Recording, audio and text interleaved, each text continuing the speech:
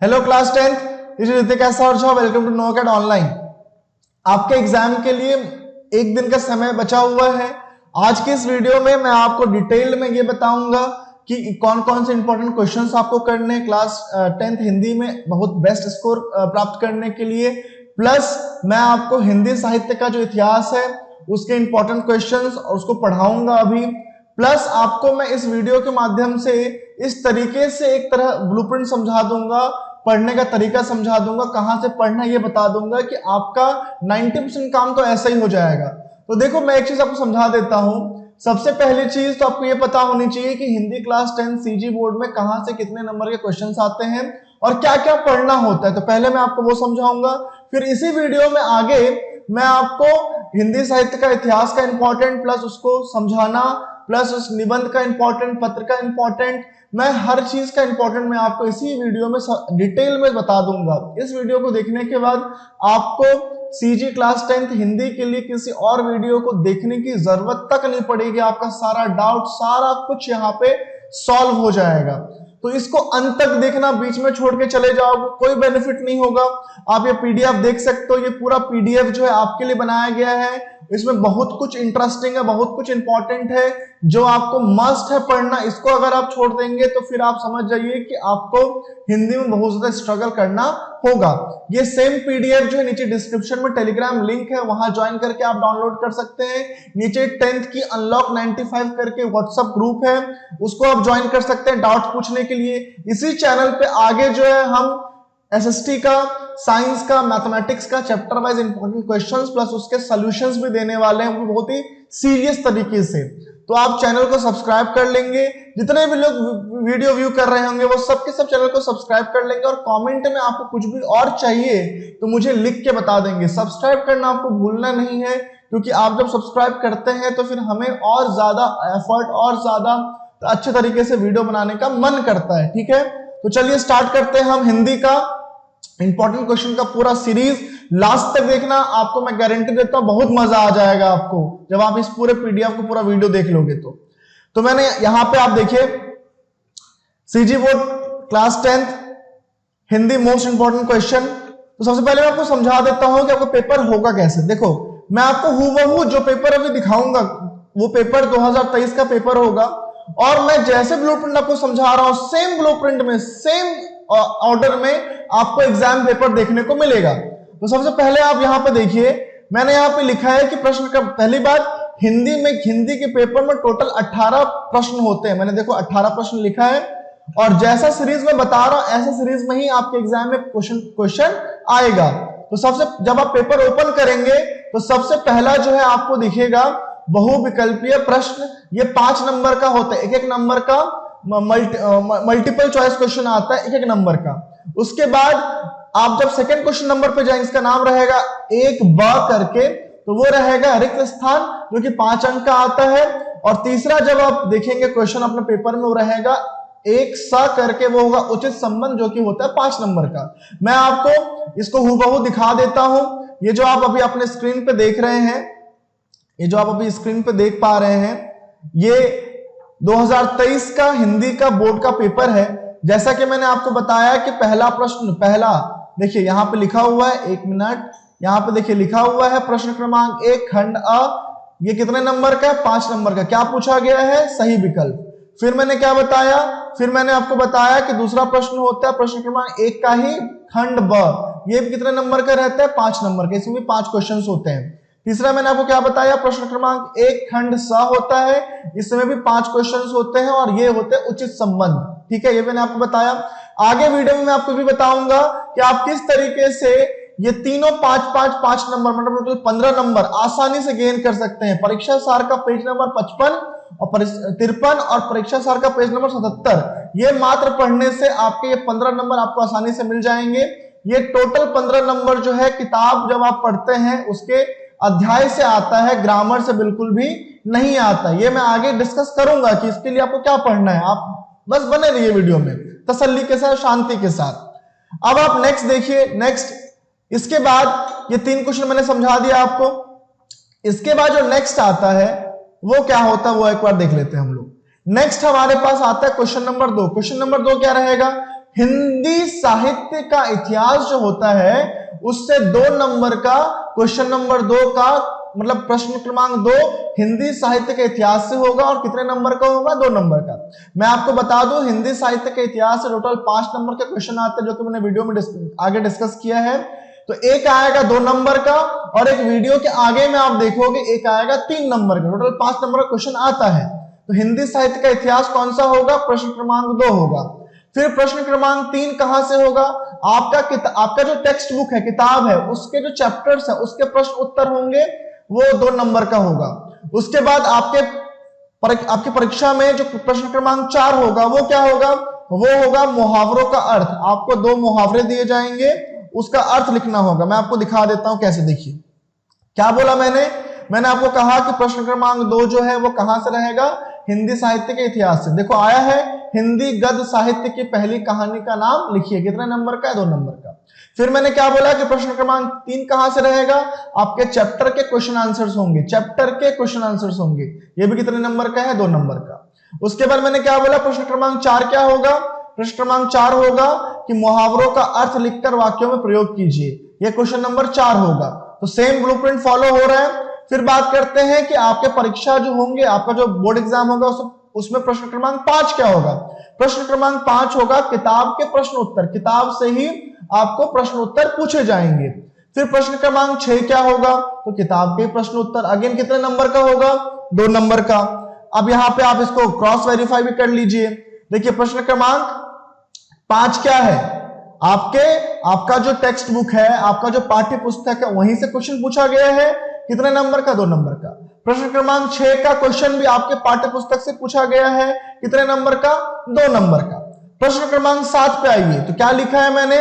प्रश्न क्रमांक 7 कहां से पूछा जाएगा? हिंदी साहित्य का इतिहास से। ये इसी तरीके से रहेगा। और कितने नंबर का पूछा जाएगा? 3 नंबर का। तो हिंदी साहित्य के इतिहास से 1-2 नंबर का क्वेश्चन यहां पूछ लिया गया और हिंदी साहित्य के इतिहास से ही एक क्वेश्चन आपको पूछा जाएगा 3 नंबर का। इसका मतलब हिंदी साहित्य के इतिहास से टोटल 5 अंक के प्रश्न आपके एग्जाम में आएंगे।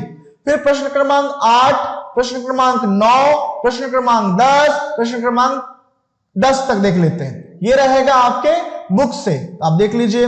प्रश्न क्रमांक 8 देखो 7 कहां से रहेगा? हिंदी साहित्य के इतिहास से 3 नंबर का। 8 कहां से रहेगा? आपके किताब के चैप्टर के क्वेश्चन आंसर। 9 कहां से रहेगा? आपके किताब के चैप्टर का क्वेश्चन आंसर। 10 कहां से रहेगा? 10 भी रहेगा आपके किताब के चैप्टर का क्वेश्चन आंसर प्रश्न उत्तर। फिर प्रश्न क्रमांक 11, प्रश्न क्रमांक 11 भी आपका जो किताब है उसके चैप्टर के पद्यांश से आएगा, जो कि 4 नंबर का होगा। आपको पद्यांश गिवन रहेगा, उसका आपको भावार्थ समझाना होगा। यह भी किताब से ही आएगा। तो देख लीजिए प्रश्न क्रमांक 11 में क्या दिया है? पद्यांश गिवन है, इसका भावार्थ आपको समझाना है। ठीक, अब एक और चीज देख लीजिए। प्रश्न क्रमांक 12, प्रश्न क्रमांक 13, प्रश्न क्रमांक 14, प्रश्न क्रमांक 15, ये आपके परीक्षा की बात कर रहा हूं मैं, जो आपका बोर्ड का पेपर आएगा। तो प्रश्न क्रमांक 12 से लेकर प्रश्न क्रमांक 15 तक सबके सब क्वेश्चन आंसर्स होंगे। और कहां से आएंगे?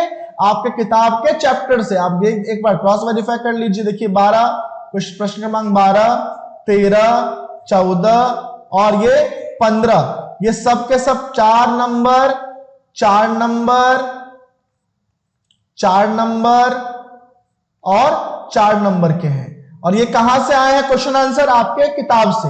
एक और बात बच्चों, आप में से बहुत सारे लोग मुझे बोलते हैं कि आप हिंदी का ना प्रश्न उत्तर का इंपॉर्टेंस दो।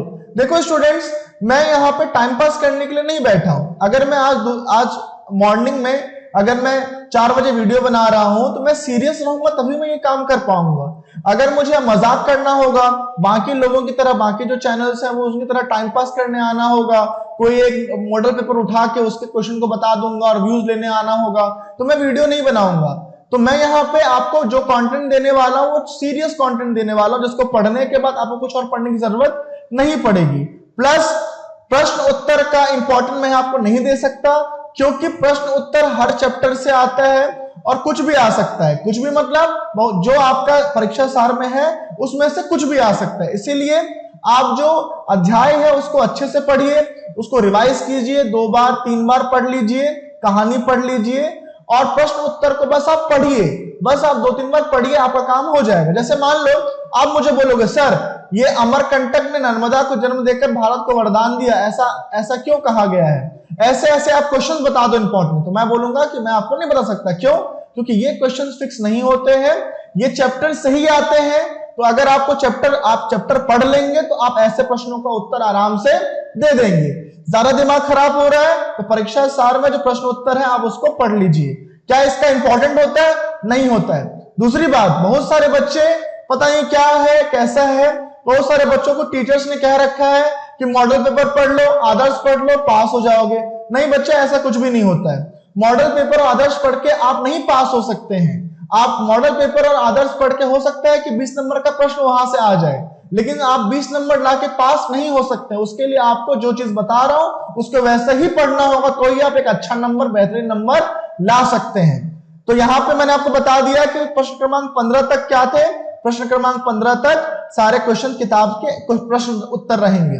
प्रश्न क्रमांक 16 जो रहेगा आपके बोर्ड एग्जाम में, वो अपठित गद्यांश होगा, जो कि 5 नंबर का होगा। क्रॉस वेरीफाई करना चाहते हो कर लो। प्रश्न क्रमांक 16 देख लो क्या है, अपठित गद्यांश कितने नंबर का है, 5 नंबर का। 5 क्वेश्चन पूछा जाएगा, एक नंबर का। उसके बाद प्रश्न क्रमांक 17 रहेगा निबंध, 18 रहेगा पत्र। तो यहां पे आप एक बार देख लो, प्रश्न क्रमांक 17 क्या है, निबंध है 8 नंबर का, और प्रश्न क्रमांक 18 क्या है, पत्र है 5 नंबर का। तो जो ब्लूप्रिंट मैंने आपको इस पीडीएफ में दिया है, जिस नंबर पे जैसे मैंने लिखा है कि प्रश्न क्रमांक 1 में क्या रहेगा, 2 में क्या रहेगा, आपको आपके एग्जाम में चीजें वैसे ही आएगी, उसमें कोई चेंजेस नहीं रहेगा। इससे क्या होगा, आपका दिमाग तैयार हो जाएगा कि हाँ प्रश्न क्रमांक 1A में बहुविकल्पीय प्रश्न रहेंगे, 1B में रिक्त स्थान, 1C में उचित संबंध, फिर प्रश्न क्रमांक 2 में हिंदी साहित्य से 2 नंबर का क्वेश्चन आएगा, प्रश्न क्रमांक 3 में किताब से प्रश्न उत्तर रहेंगे, किताब के अध्यायों से प्रश्न उत्तर रहेंगे, 4 में मुहावरों से क्वेश्चन आएगा, 5 में फिर से किताब के प्रश्न उत्तर होंगे, 6 में फिर से किताब के प्रश्न उत्तर होंगे, 7 में फिर से हिंदी साहित्य के इतिहास का 3 नंबर का क्वेश्चन होगा। इसको जब आप देखेंगे तो आपका दिमाग में एक ब्लूप्रिंट छप जाएगा कि ऐसा पेपर आएगा। अब मैंने बता तो दिया कि यहाँ ऐसा पेपर आएगा। अब आप इस पेपर में एक चीज देखिए, मजे वाली बात, इस पेपर में कहां से कितने अंक आ रहे हैं। तो आपके किताब में जो अध्याय दिया हुआ है ना, अगर आप उस अध्याय को पढ़ लेंगे तो 50 नंबर सिर्फ और सिर्फ आपके बुक का जो अध्याय है, अलग अलग चैप्टर्स है, वहां से आएंगे। कैसे आएंगे आप गिन के देख लीजिए। जैसे देखो ये किताब के प्रश्न 4 नंबर, ये किताब के प्रश्न 4 नंबर, ये भी 4 नंबर, 8 नंबर, 4 12 नंबर, 4 16 नंबर किताब के है ना। पद्यांश भी किताब का रहेगा, 16 4 20 नंबर, 20 ये भी किताब के, 3 23 नंबर, 3 26 नंबर, 3 29 नंबर,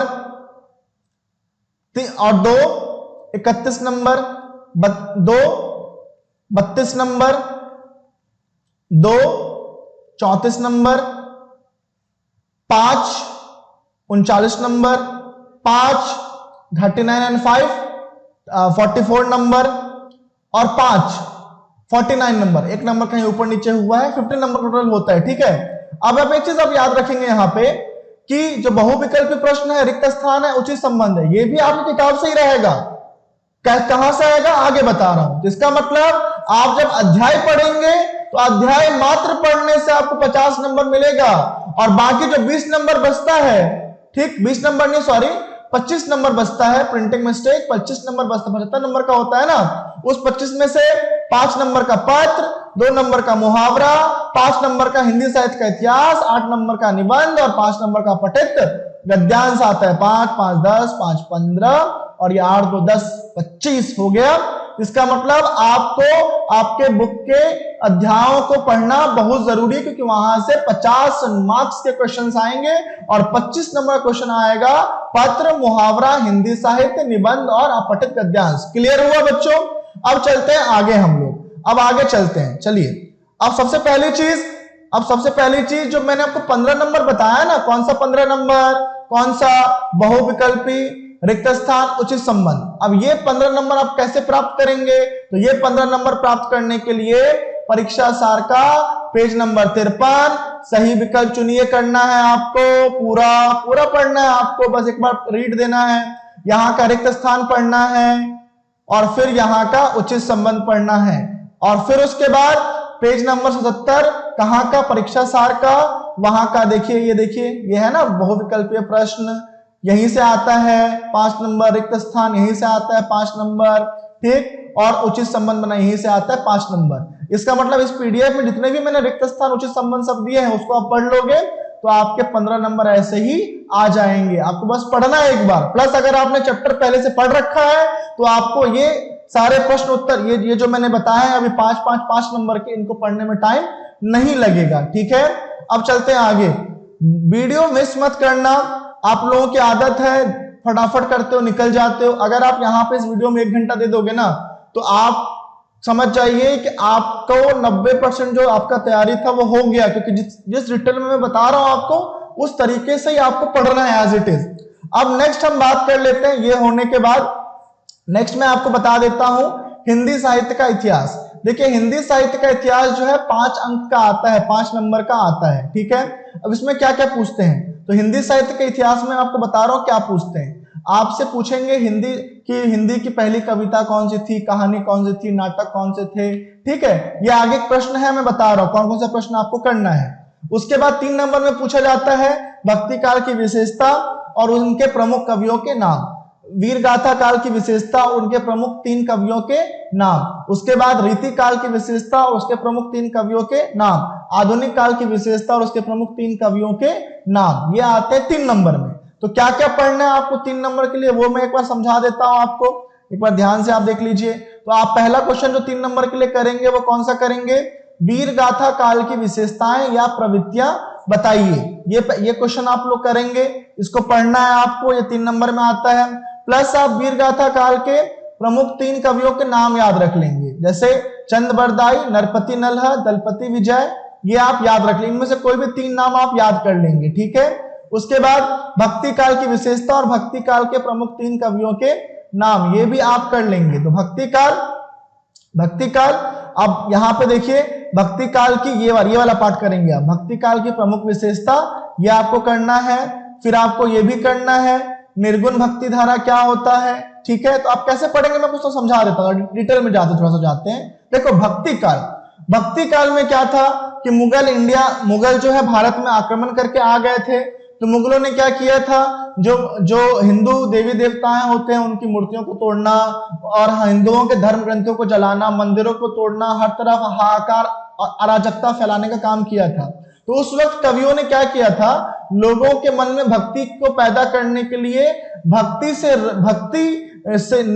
वाली जो है कविताओं को, कहानियों को लिखना स्टार्ट किया था, जिससे लोगों के मन में जो है सनातन के प्रति, हिंदुत्व के प्रति, भक्ति के प्रति जो है जिज्ञासा जागृत रह सके और मुगलों के आक्रमण के बाद भी लोगों के मन में जो है अपने धर्म को बचाने की, अपने धर्म की रक्षा करने का भाव रह सके। तो इसलिए जो कविताएं, कहानियां उस वक्त लिखी गई थी उसको कहा गया भक्ति काल, ठीक है। अब भक्ति काल को हम 2 भाग में बांटते हैं, निर्गुण भक्ति धारा, सगुण भक्ति धारा। जहां जहां मैं टिक लगा रहा हूं वो सब पढ़ लेना है। निर्गुण भक्ति धारा को हम 2 भाग में बांटते हैं, ज्ञान मार्गी, प्रेम मार्गी। सगुण को हम 2 भाग में बांटते हैं, रामाश्रयी और कृष्णाश्रयी।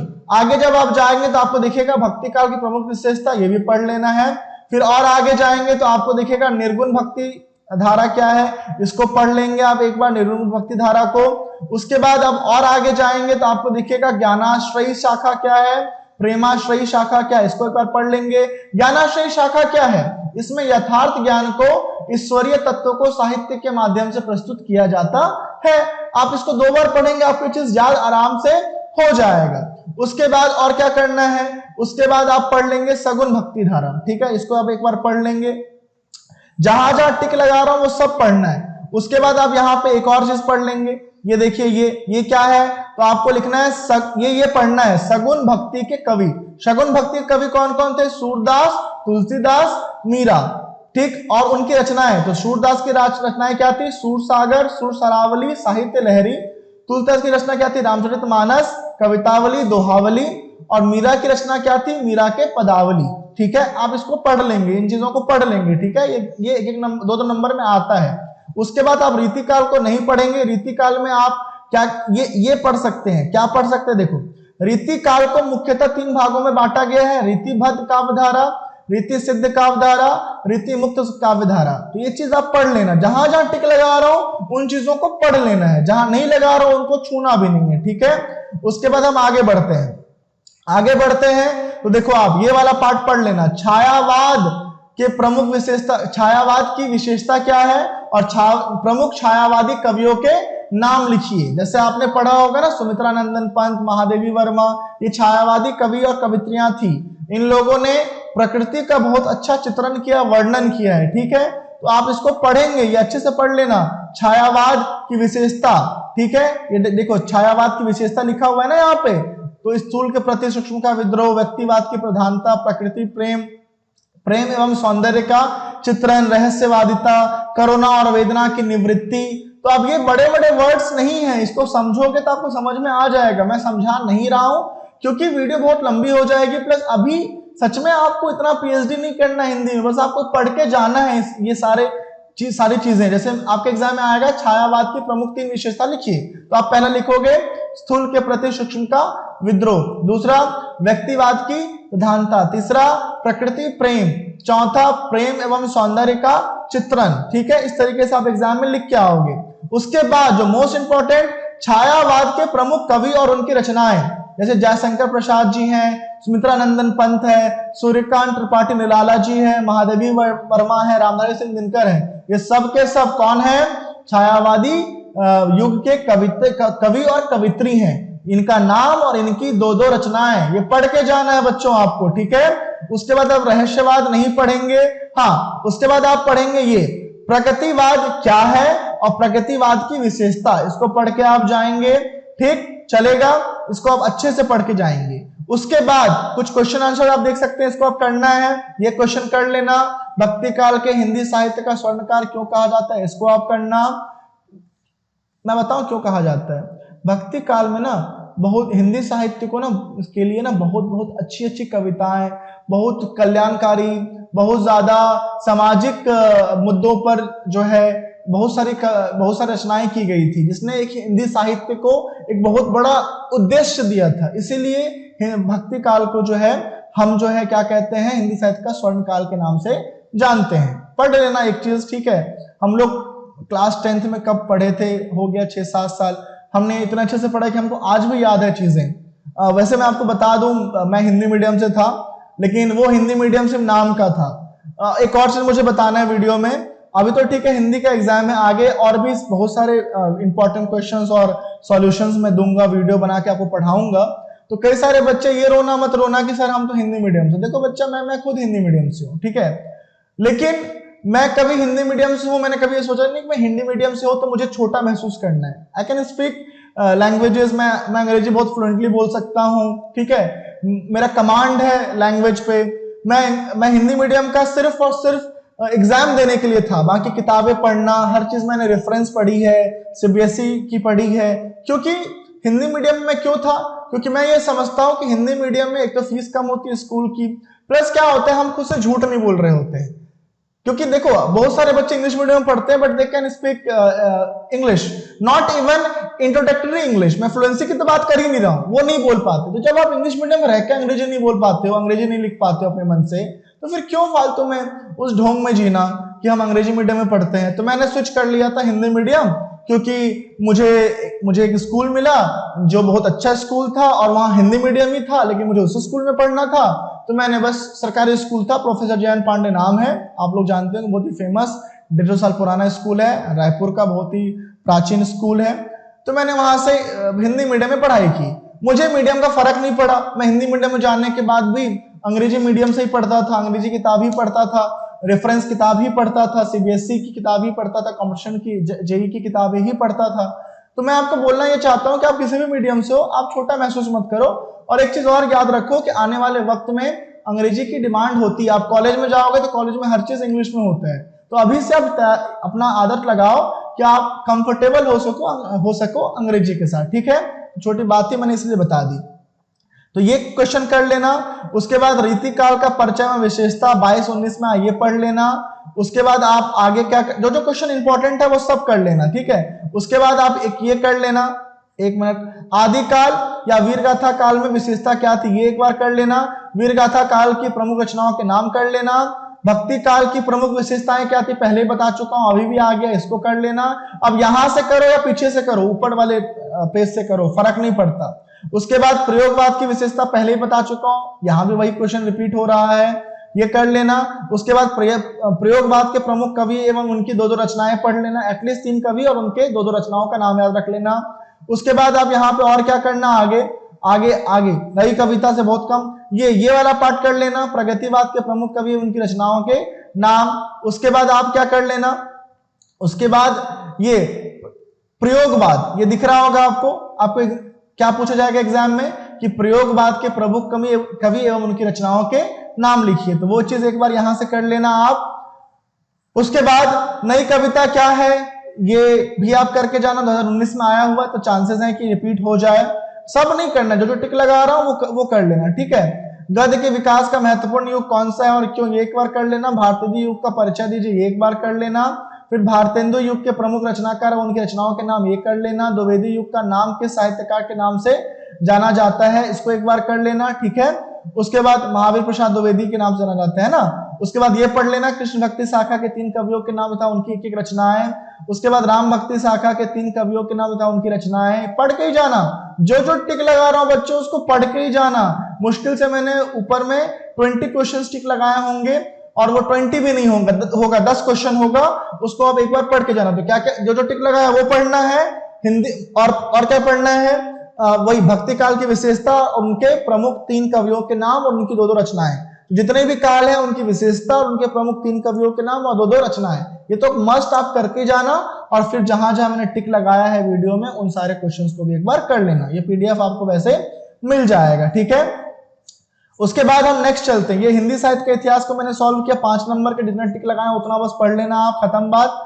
मैं पढ़ा सकता था बट आपका टाइम वेस्ट होगा, इसलिए मैं आपका टाइम वेस्ट नहीं करना चाह रहा। उसके बाद पत्र बताता हूं, पत्र में कौन कौन सा इंपॉर्टेंट होगा, ठीक है।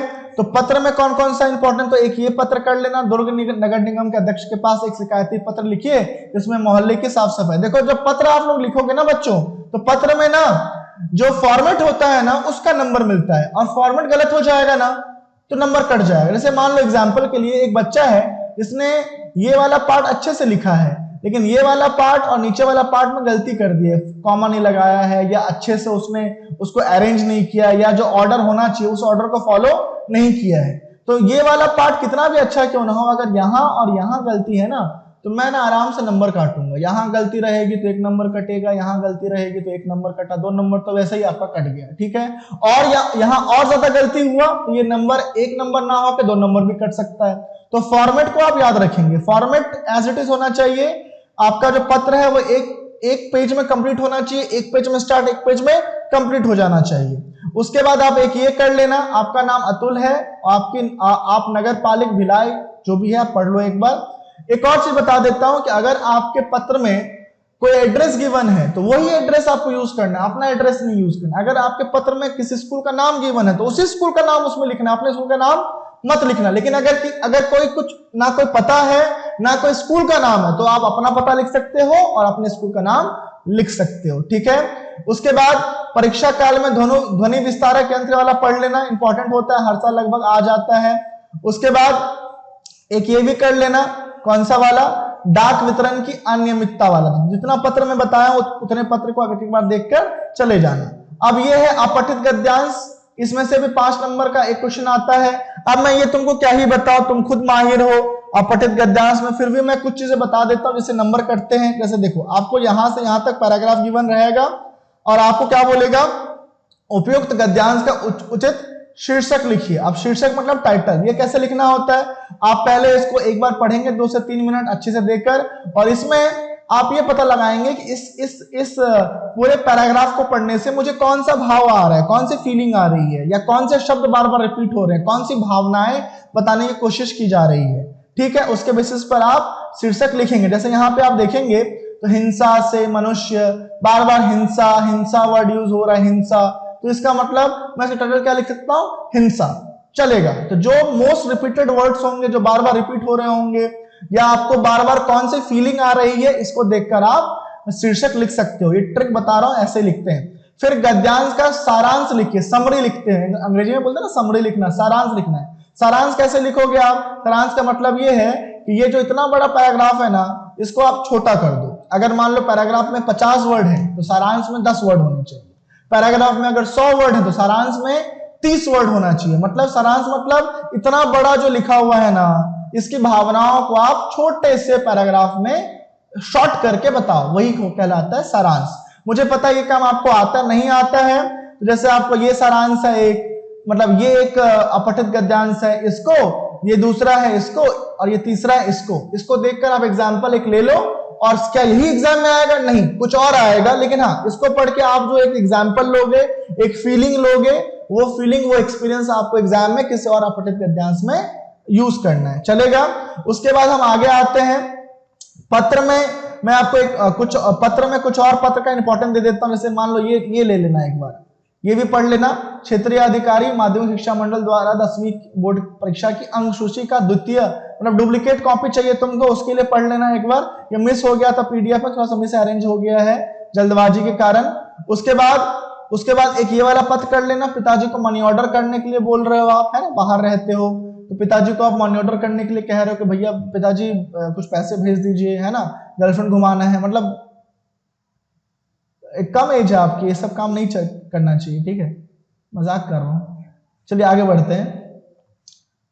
उसके बाद एक ये कर लेना, अपनी बड़ी बहन के विवाह की तैयारियां संबंधी जानकारी देते हुए अपनी सहेली दोस्त को पत्र लिखिए। ये कर लेना आप अच्छे से। मैं तो थोड़ा सा जब मैं बोल रहा हूं तो मैं थोड़ा सा डल हो रहा हूं, ठीक है, क्योंकि मैं रात भर नहीं सोया हूं, 2 दिन से सोना हो भी नहीं पा रहा है मेरा, कंटेंट्स के वजह से। सीबीएसई का कंटेंट है, उनका एग्जाम है 10, 12, सीबीएसई, सीजी 10, 12, तो मैं थोड़ा सा लो हो रहा हूं, तो आप उसको समझ जाएंगे, उसको थोड़ा सा कोऑपरेट कर लेना, ठीक है। मैं नहीं चिल्ला पा रहा हूं अभी, ठीक, या मैं जोश में नहीं बोल पा रहा हूं। मेरा काम है कंटेंट देना, मैं वो देने की कोशिश कर रहा हूं, बट हाँ, थोड़ा सा मैं फील लो कर रहा हूं, इसलिए मैं बहुत ज्यादा जोश में या हंस के या एंटरटेन करके नहीं पढ़ा सकता, वरना मैं बहुत ज्यादा एंटरटेन करता हूं क्लास को, मतलब फालतू तरीके से नहीं, बीच बीच में मैं मिमिक्री करके या थोड़ा सा पंच मार के मैं करते रहता हूं, क्योंकि वो जरूरी होता है आप लोगों के लिए, क्योंकि पढ़ाई में आपका रिटेंशन होना चाहिए। तो देखिए, दूसरा है मुख्यमंत्री कन्यादान योजना का लाभ उठाने हेतु, ये भी एक बार पत्र कर लेना, और कुछ करने की जरूरत नहीं है। अब बात करता हूं मैं निबंध की। निबंध में कौन कौन सा इंपॉर्टेंट है? तो देखो, निबंध में बहुत सारे निबंध है, कुछ मैं आपको बता रहा हूं, उसको आप फर्स्ट पार्टी में पढ़ के जाना। जैसे एग्जाम्पल के लिए आप जो है, बता रहा हूं, 1 मिनट, समाचार पत्रों का महत्व एक बार पढ़ के जाना, ठीक है, जो मैं टिक लगा रहा हूं उसको पढ़ के जाना, ठीक है। उसके बाद वृक्षारोपण को नहीं, वृक्षारोपण, जीवन में खेलों का महत्व पढ़ के जाना, विज्ञान वरदान या अभिशाप पढ़ के जाना, क्या पता यही आ जाए। समय का सदुपयोग पढ़ के जाना, ठीक है, काम आएगा। छात्र जीवन अनुशासन पढ़ के जाना। उसके बाद स्वच्छ भारत पढ़ के जाना। पढ़ के जाना का मतलब क्या है? सर 10 तो दे रहे हो आप, अरे पढ़ के जाना मतलब एक बार रिवाइज कर लेना, एक बार उसको पढ़ लेना, ठीक। लिखने का तरीका तो आपको आता ही है, बस आप एक बार पढ़ लेना कि उसके शब्द क्या है, उतना सा बस काम कर। रटने नहीं बैठ जाना कि ये एक लाइन रट रहे हैं, भारत के हृदय में स्थित छत्तीसगढ़ राज्य, भारत के हृदय में स्थित छत्तीसगढ़, ऐसा नहीं पढ़ना। एक बार आप उसको बस एक बार रीड कर देना, आपको आइडिया लग जाएगा, ठीक। उसके बाद योग का महत्व भी एक बार पढ़ लेना। और जो मुझे लगता है, मोबाइल फोन लाभ या हानि, देखो हानि भी है लाभ भी है। अभी जो कर रहे हैं हम लोग वो लाभ है, और अगर दिन भर स्नैपचैट इंस्टाग्राम पे स्नैप बना के भेज रहे हैं, इंस्टाग्राम पे फालतू में स्क्रॉल कर रहे हैं, रील्स देख रहे हैं, कोई मतलब नहीं चल रहा है, तो वो उसकी हानि है, ठीक, ये कर लेना। उसके बाद एक और था जो कि मैंने लास्ट में, संचार क्रांति, ये एक कर लेना। जितने मैंने निबंध टिक लगाए हैं उतने निबंध आप एक बार कर लेना, ठीक। तो मैंने आपको ऑलमोस्ट इस पीडीएफ में जितने भी हिंदी में चीजें होती है वो सब बता दिया है। आप इसको अगर एज इट इज फॉलो करोगे, मैं गारंटी दे रहा हूं कि आपको बहुत मजा आएगा, आपको बहुत ज्यादा अच्छा लगेगा, कंफर्टेबल फील होगा। और अगर मान लो कुछ और चीजें चाहिए आपको, तो आप मुझे कमेंट कर दीजिए, मैं फटाफट उसको प्रोवाइड करवा दूंगा। 1 दिन का समय आपके पास बचा है, आप अभी से लग जाइए इसको पढ़ने में। मैंने आपको यहाँ तक सब कुछ समझा दिया, मैंने आपको यहां तक ये समझा दिया है कि आपके बोर्ड एग्जाम में किस ऑर्डर में कितने नंबर के क्वेश्चंस होंगे, और जैसे मैंने समझाया वैसे क्वेश्चन उसमें आएंगे। तो आप इस पीडीएफ को डाउनलोड कीजिए डिस्क्रिप्शन से। जितने भी लोग देख रहे हो सब्सक्राइब करके जाना, हमें मोटिवेशन मिलता है कि हाँ बच्चों को पसंद आ रहा है करके, ठीक। और थोड़ा सा मैं वीडियो में डल था क्योंकि मैं सच में लो फील कर रहा हूँ बहुत ज्यादा, 2 दिन की मेरी नींद पूरी नहीं हुई है कंटेंट बनाने के चक्कर में, तो उसके लिए आई एम रियली सॉरी, ठीक है। तो बाकी कुछ भी लगे तो मुझे कमेंट करो। व्हाट्सएप ग्रुप का लिंक है डिस्क्रिप्शन में, उसको ज्वाइन करो। टेलीग्राम ज्वाइन करो, टेलीग्राम में तुमको पीडीएफ मिल जाएगा, वहां जाओगे तो तुमको दिखेगा हिंदी पीडीएफ के नाम से। और शेयर करो मैक्सिमम बच्चों तक, छत्तीसगढ़ के हर एक डिस्ट्रिक्ट तक ये वीडियो जाना चाहिए, क्योंकि 12th की वीडियो जो है बस्तर तक पहुंची है, जांजगीर गई है, दुर्ग गई है, तो 10th की वीडियो भी मैक्सिमम जगह तक पहुंचनी चाहिए। और मैं हिंदी नहीं पढ़ाता हूं, फिर भी मैं इतना सब कुछ जानता हूं हिंदी के बारे में। अब मैंने 8 साल पहले पढ़ा था, लेकिन मैं पढ़ाता हूं क्या, मैं पढ़ाता हूं 11th 12th को मैथमेटिक्स, फिजिक्स और केमिस्ट्री। हाँ, मुझे तीनों आता है, मेरे तीनों फेवरेट सब्जेक्ट्स हैं, मुझे तीनों में बहुत ज्यादा मजा आता है काम करने में। तो सोचो जब मैं तुम लोगों को साइंस पढ़ा रहा हूँ, जब मैं तुम लोगों को मैथ समझा रहा हूँ, तो मैं किस बेहतरीन तरीके से समझाऊंगा कि आपको एकदम मक्खन लगेगा और आप शॉक हो जाओगे कि इतने आसान तरीके से भी हम साइंस, एसएसटी या मैथमेटिक्स को समझ सकते हैं, ठीक है। तो सब्सक्राइब कर लेना, बहुत फायदे वाला सौदा होगा आपके लिए। तो मिलते हैं हम लोग नेक्स्ट वीडियो में। कुछ डाउट रहे व्हाट्सएप पे पूछो और कमेंट करो, कुछ भी चाहिए बताओ मुझे, ठीक। तो रैप अप करते हैं इस वीडियो को। Thank you very much, have a good day.